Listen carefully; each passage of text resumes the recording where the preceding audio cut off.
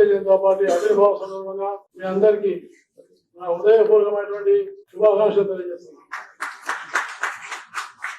BJP ఎందుకు ఏర్పడింది? ఎందుకంటే బీజేపీ యొక్క మూలము ముందు జనసంఘ పార్టీ ఉంది. జనసంఘ పార్టీ ఉన్న తర్వాత బీజేపీ ఎందుకు ఏర్పడింది? ఇది భారతదేశంలో చాలా ముఖ్యమైన అంశం. ఎందుకంటే 75లో ఎమర్జెన్సీ విధించబడింది. ఆనాటి ప్రధానమంత్రి శ్రీమతి గాంధీ గారు ఎంతో మందిని జైల్లో వేసిన ప్రజాస్వామ్యాన్ని కూలి చేసిన అప్పుడు జయప్రకాష్ నారాయణ గారి ఆధ్వర్యంలో ప్రజాస్వామ్య పరిరక్షణ ఉద్యమం జరిగింది. కాబట్టి తిరిగి భారతదేశంలో ప్రజాస్వామ్యాన్ని పునరుద్ధరించాలని, అలాగే నియంతృత్వ పోకడలను హతమార్చాలని 4 రాజకీయ పార్టీలు అవి కూడా ఏకమై 1977 విలీనమైనవి. ఇందిరాగాంధీ గారు ఎన్నికలు పెట్టినా ఎవరు ఊహించలేదు. నేను చంద్రబాబు జైల్లో ఉన్నా, చాలా మంది జైల్లో ఉన్నా.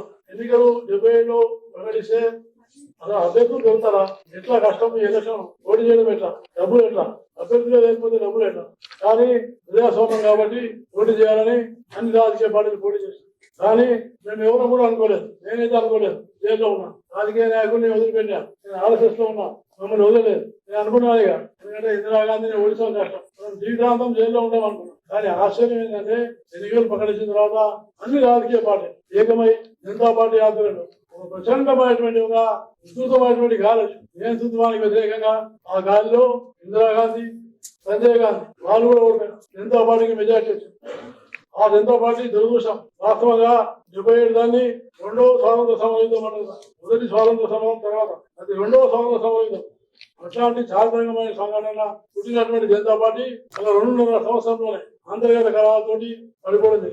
ఆ సందర్భంగా జనసంఘలో ఉన్నటువంటి పార్టీని బయటికి పంపాలనే ఉద్దేశంతో మిగతా పార్టీ వాళ్ళు మీరు జనసంఘ సభ్యులు గౌరీ సదస్యత అంటారు. అంటే 2 సభ్యత్వాలు ఉండడానికి వీలేదు. 2 సభ్యత్వాలు అనేది మీరు ఆర్ఎస్ఎస్ వాళ్ళు, రెండవది జనతా పార్టీలో ఉన్నారు. ఆర్ఎస్ఎస్ సభ్యత్వం వేరు, జనతా పార్టీ సభ్యత్వం వేరు. కాబట్టి మీరు చేసుకోండి, ఆర్ఎస్ఎస్ లో ఉంటారా, జనతా పార్టీలో ఉంటారా? అంటే ఇప్పుడు అటల్ బిహారీ వాజ్పేయి గారు, అడ్వాణి గారు జనతా పార్టీ నాయకులకు తెలియజేసినారు, ఆర్ఎస్ఎస్ ఒక రాజకీయ పార్టీ కాదు, దాని సభ్యత్వం లేదు, దాని సభ్యత్వం ఉండదు అంటే ఎవరు కూడా పట్టించుకోలేదు. కానీ అన్నారు వాళ్ళు, మీరు ఇక్కడ ఉండరా అక్కడ ఉండరా తెలుసుకోండి అంటే చెప్పినారు. ఏమని?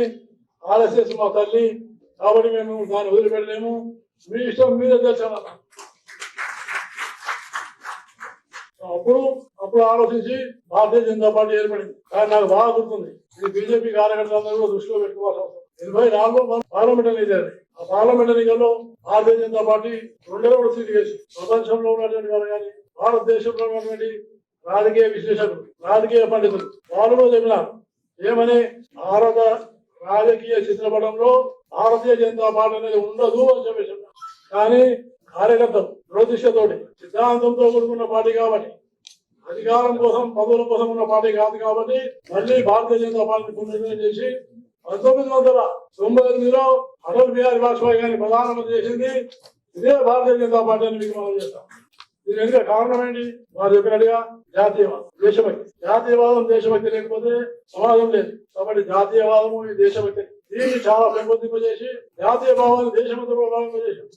అందువల్ల ఇవాళ నేను సగర్వంగా చెప్పగలుగుతున్నాను, అత్యధికమైనటువంటి రాష్ట్రాల్లో భారతీయ జనతా పార్టీ జెండా ఎగురుతున్నారు. సామాన్య విషయం కాదు.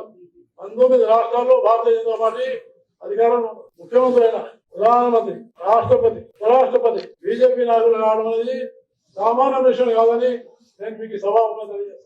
దీనికి కారణం ఒకటే, పదవి మీద ఆకాంక్ష లేకుండా స్వార్థంగా పనిచేసేటువంటి లక్షలాది మంది కార్యకర్తలు వాళ్ళు మూలం కాబట్టి భారతీయ జనతా పార్టీ నిలబడిందని నేను మీకు సభాముఖంగా తెలియజేస్తాను.